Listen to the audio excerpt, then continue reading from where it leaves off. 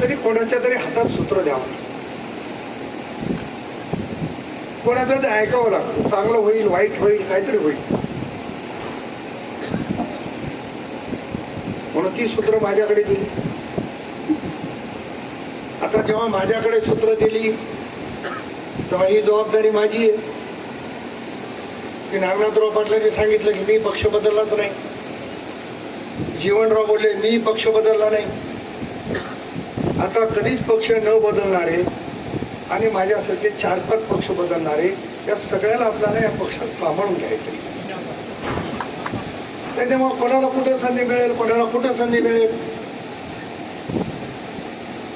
आणि दादासारखं नेतृत्व या महाराष्ट्राला मिळालं. दादा महाराष्ट्राचे 6व्यांदा उपमुख्यमंत्री आणि मला असं वाटतं की दादाच्या नेतृत्वात